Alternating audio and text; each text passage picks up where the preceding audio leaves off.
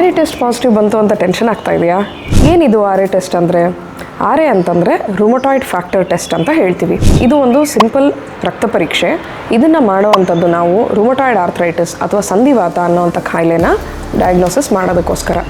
ಇತ್ತೀಚಿನ ದಿವಸದಲ್ಲಿ ತುಂಬ ಜನರಿಗೆ ಈ ಟೆಸ್ಟನ್ನು ಮಾಡೋದಕ್ಕೆ ಬರ್ಕೊಡ್ತಾ ಇದ್ದಾರೆ, ಹಾಗೂ ಪೇಷಂಟ್ಸ್ ಅವರಾಗಿದ್ದವರೇ ಮಾಡಿಸ್ಕೊಂಡು ಪಾಸಿಟಿವ್ ಬಂತು ಅಂತ ಟೆನ್ಷನ್ ಮಾಡ್ಕೋತಾ ಇದ್ದಾರೆ. ಆದರೆ ಈ ಟೆಸ್ಟ್ ಮಾಡಿಸ್ಬೇಕು ಅಂತಂದರೆ ನಮಗೆ ಆ ಕಾಯಿಲೆಯ ಲಕ್ಷಣಗಳು ಇದೆಯಾ ಅನ್ನೋದನ್ನು ನಾವು ಮೊದಲು ತಿಳ್ಕೊಬೇಕು. ಕೀಲು ನೋವು, ಊತ, ಸೈನ್ಸ್ ಆಫ್ ಇನ್ಫ್ಲಮೇಷನ್ ಇಲ್ಲ ಅಂತಂದರೆ ಈ ಪರೀಕ್ಷೆ ಮಾಡುವಂಥ ಅವಶ್ಯಕತೆಯೇ ಇಲ್ಲ. ಎರಡನೇದಾಗಿ ಈ ಪರೀಕ್ಷೆ ಮಾಡಿದ್ಮೇಲೆ ಬರೋವಂಥ ಟೆಸ್ಟ್ ರಿಸಲ್ಟ್ ಅನ್ನೋದು ಏನಿದೆ ಅದರ ಇಂಟರ್ಪ್ರಿಟೇಷನ್ ಕೂಡ ಅಷ್ಟೇ ಮುಖ್ಯ. ವ್ಯಾಲ್ಯೂ ಎಷ್ಟಿರುತ್ತೆ ಅನ್ನೋದು ಮುಖ್ಯ ಆಗುತ್ತೆ. ತುಂಬ ಕಡಿಮೆ ಇದ್ದಾಗ, ಬಾರ್ಡರ್ ಲೈನ್ ಪಾಸಿಟಿವಿಟಿ ಇದ್ದಾಗ ಅದನ್ನು ಇಂಪಾರ್ಟೆಂಟಾಗಿ ತಗೊಳ್ಳೋದಿಲ್ಲ. ಹೈ ಟೈಟರ್ ಪಾಸಿಟಿವಿಟಿ ಅಂತ ಬಂದಾಗ ಅದು ಇಂಪಾರ್ಟೆಂಟ್ ಆಗುತ್ತೆ. ಜೊತೆಗೆ ನಿಮ್ಮ ಶರೀರದಲ್ಲಿ ಏನು ಲಕ್ಷಣಗಳಿವೆ, ನಾವು ಪರೀಕ್ಷೆ ಮಾಡಿದಾಗ ಏನೇನು ಕ್ಲಿನಿಕಲ್ ಸೈನ್ಸ್ನ ನಾವು ಪಿಕಪ್ ಮಾಡ್ಬೋದು ಅನ್ನೋದು ಕೂಡ ತುಂಬ ಇಂಪಾರ್ಟೆಂಟ್ ಆಗುತ್ತೆ.